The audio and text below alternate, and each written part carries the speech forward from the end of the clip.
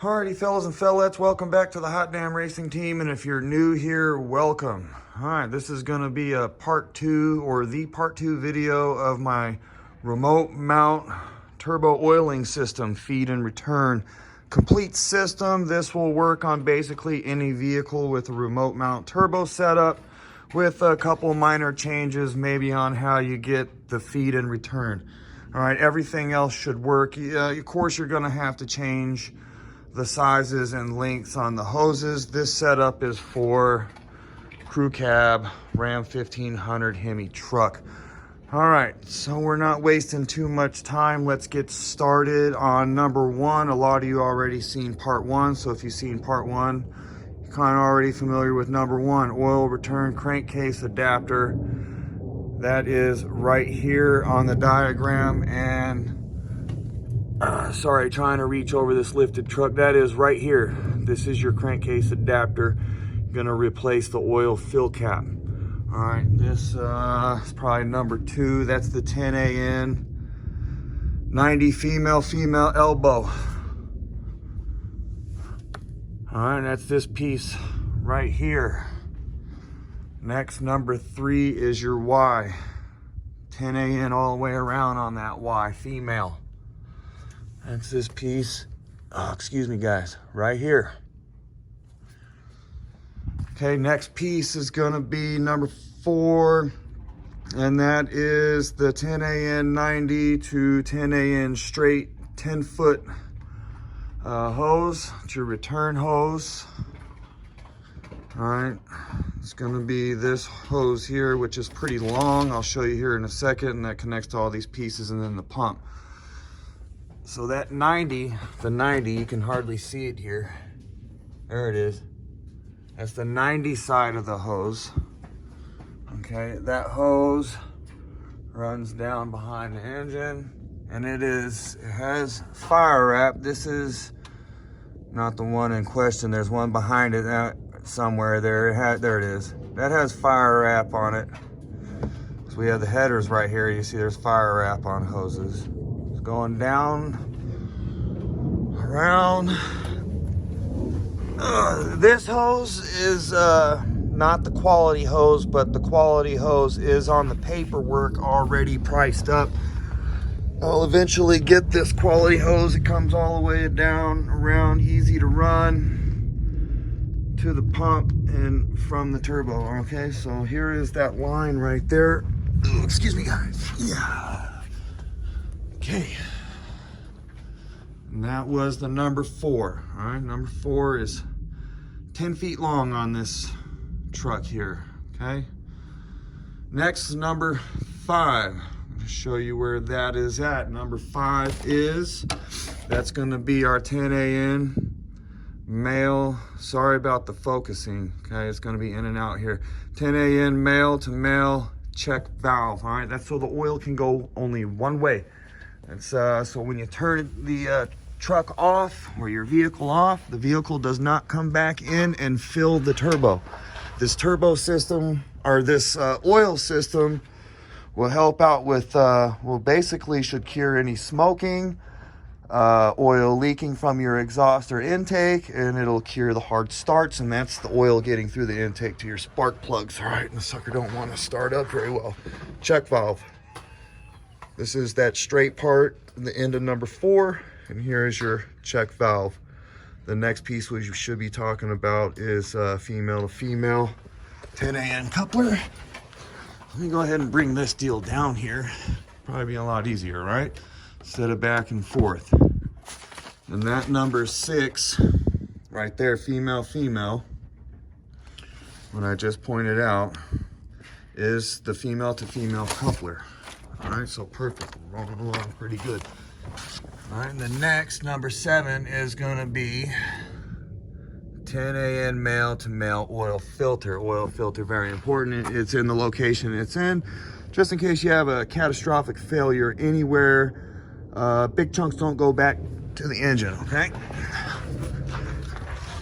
All right, and that is right here, and it is a male to male connected to 2 female couplers. This paper over here, Next, I'm pretty sure is on the list is this female coupler. Excuse me guys, okay, so yes, number 8, that female coupler right there. Number 9, that's optional. I kind of recommend it. That's where you could put a oil pressure sensor, alarm light, something to tell you that the pump has stopped working, besides looking in your rear view mirror and seeing a whole ton of smoke. Please don't ask me how I know. All right, so that piece, number 9, is right here, and you see how it has this plug in it right here is where you could plug in your sensor or whatnot have you. Okay, so with the pump, bought the pump, I had to buy some extra fittings, and that's number 10. All right, number 10 is 10 AN to half NPT fitting, and that's on both sides here. All right, but that part is added in. So 11 is the pump itself. All right, CX Racing oil pump. If you use a CX Racing oil pump, all right, you're gonna wanna take this plate off. You could probably, if I focus in, see how I have it sealed there? I took that plate off and sealed it with some gasket maker that's fuel oil resistant. It's also some here too. I just did it just because. I did it almost everywhere just because, but I have no oil leaks at all. All right, if you don't do this with the CX Racing pump, it basically overpowers itself, and this is a really cheap setup, gonna leak. But if you fix it up, it's pretty good, over 100 something days. All right, number 12. All right, that's a digital, very cheap, very cheap. Number 12 is the oil pump speed controller. It's digital, has safety in it and whatnot. And that is, I have videos on that. That is right here. All right, I control the speed here. And if I'm working on the truck or something and I need to shut power off to it here, I could just do it here. When you go to turn the key on, all right, it'll bypass and the oil pump come back on, so you're not running the turbo without the oil pump on. Just not good. All right. So, got the pump speed controller, number 13. We talked about that. That's just the other fitting here, so we could go to the next one. And okay, coming after this, it's different now because I changed things up. This right here is so I can see what's going on. Needed to see what was going on, and that's why I have this glass. I was able to put cameras here. I got camera spots everywhere.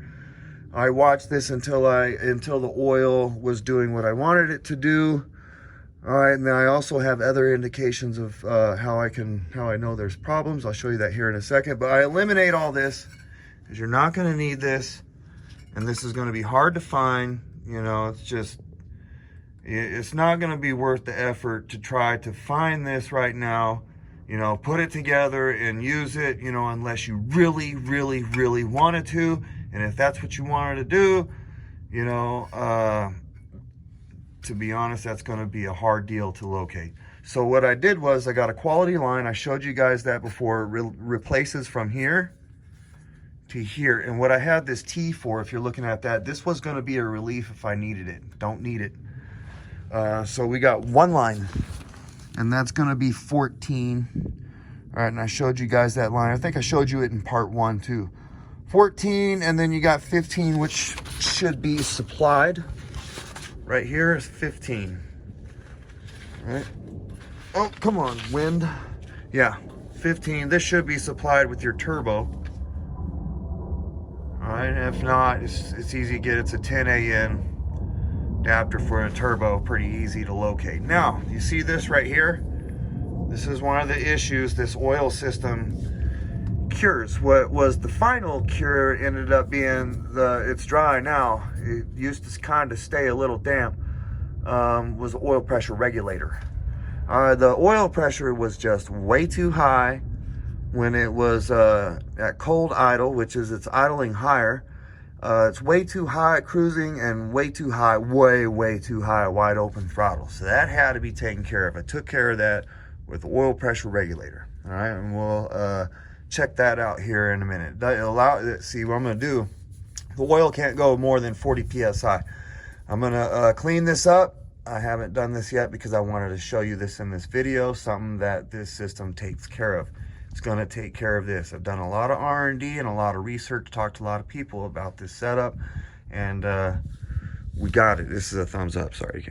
We got the system going good, so that's why I'm sharing it now. I don't like sharing anything unless I got it down, all right? I tried it one time, it didn't work out. Not doing that ever again. All right, but this setup is good here. So next deal, we got all the way to the end of the return. All right, and now let's start out with the feed. My feed's with the oil. It's an adapter plate, sandwich plate.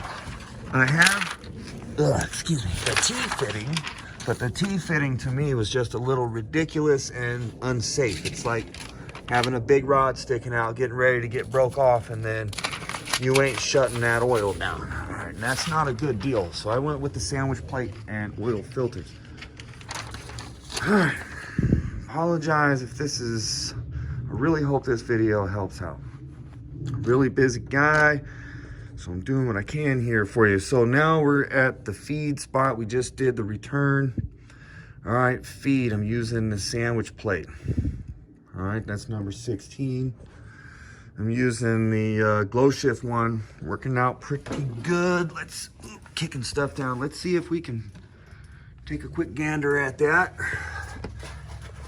All right, come on, focus in. Okay, try to do the best I can here. There it is right there. If you can read that there, glow shift. You see my oil feed line coming out of there. That'll be the next thing we're looking at, and it has the DEI fire wrap on it, and you can see the headers there. That's why oil stays nice and cool. All right, nice and cool. Actually, without the pressure regulator, it stayed too cool. It was hard to get the oil to warm up because it was circulating the distance of the truck twice, you know, in one circulation, one rotation. Not a good deal. Well, a good deal, but not a good deal. Now that I got the oil pressure regulator on there, the oil's back to normal temperature. All right, so there's that, the glow shift deal. I'm not gonna be, I made this because I was gonna do front mount intercooling. Ended up doing different style of intercooling. Don't know if I want to keep it or give it away. Who's got an intercooler set up there? You know, a turbo setup where you can use that. It'd be pretty cool. Give me a shout. All right, next. 17. I don't have 17 on there, but that's what I recommend. I actually got a male coming right off of my hose here, but I recommend getting a nice line, female, and 17 is going to be your 4AN to 8th NPT. Fitting adapter, and 4AN straight to 4AN straight 36-inch, and that was the line I showed you that has the DEI fire wrap. Now we're at 19. Sorry guys, moving along here, high speed. 4AN to 4AN shut off valve. Very important valve, just in case your oil pump decides to go kaput. All right, and you don't want to get a tow home. And I have driven the truck because I had the pump didn't go out, but my wiring failed because for some reason I can't wire up very well. Not good at it, I guess. Who cares? There's the shut off valve. Right now it's on. If I want to shut the oil off, I do this. All right, running the oil without that pump on, you're gonna look. Rolling coal, diesel dudes talking about rolling coal, ain't nothing compared to rolling coal on a rear mount turbo gas, all right? Trust me. Don't ask me how I know, all right? But I did roll for about 20 minutes with this shut off. When you shut it off, truck stopped smoking rather quickly. I didn't do anything crazy, but I did drive about 20 minutes. Turbo is fine. All right, so check valve. The next deal we'll be looking at is a 4AN female coupler. Okay, let's bring this back down since we're going back down into the truck now. All right, so 4AN to 4AN female coupler. Is that it right there? Come on. Let's go check out what we got going on here. I might give y'all different, better. Yep, that's what we're looking at. Coupler right here is connecting the shut-off valve, and this is the oil pressure regulator. Very, very, very good piece of equipment there. It's a Turbo Smart pressure regulator. Sorry, trying to get in here, so much wiring. There's nitrous lines and all kind of lines flowing through here. And they ain't just no regular old line, need some boom boom lines. All right, so we're at now 22. 23 is all the little fittings I showed you in part 1 that go into the, or 21 is all the little fittings that go into the oil pressure regulator that don't come with it. All right, 22 is the oil pressure regulator, the Turbo Smart deal we were just looking at. Number 23, there is a return line on the oil pressure regulator. That's probably how it regulates the pressure. All right, and that line, excuse me, it's connected right here. You can get a little focus a little better. Somehow, apologize, it's right here. Okay. That's that line. That is number 23. And 23 is the 4AN 90 to 4AN straight. All right, the 90 goes on the oil pressure regulator side, and the straight is leading all the way to this side of the Y. All right, and the next part we'll talk about is the adapter. Okay, next part is number 24, Old Earl's adapter. And that adapter is a 10AN to 4AN adapter to put on that 10AN Y. All right, so that's gonna complete your oil pressure regulation and your direct feed. All right, and then next is gonna be 25. 25 is the feed line all the way to our check valve. This check valve is when you turn the engine off. Oil doesn't continue to flow into here. If it does, you'll have smoke on startup. All right, not a good deal. That check valve is that. So let's look at 25 and 26. Okay, so 25. Ugh. 25 is coming off. Oops, sorry guys. The oil pressure regulator on one side here. Closer here. All right. Right here. This line here. It's just going down and all funky right now because I haven't had a chance. I want to park the truck and not drive it so I could take it apart and make all these things nice. All right, so 25 could be this line or it's a nitrous line, but it's just a straight line to the check valve, and there's our check valve here. All right, that's 26. All right, very, very good check valve. Okay. Next, we're going to be looking at, after the check valve, we have a 4AN 90 to 4AN straight. All right, and that will be, oh, the 25 also, that feed is 4AN straight. It's just straight. The check valve is circle seal, oil feed check valve, circle seal, 4AN female both sides. I mean male both sides, sorry. And then 27, we got 4AN 90 to 4AN straight. It's an 18-inch piece, and then you got a 4AN to 1/8 inch NPT adapter right here that's going into the turbo. I don't know if I can really get up in there and see that, but after that check valve, that line is going around. Here's this line here. Okay, trying to look up, and there's the 90, and then see if we can see it this way. There we go. Right there. The 90 is going to the turbo, so it fits sleek. You have the adapter fitting right into the turbo.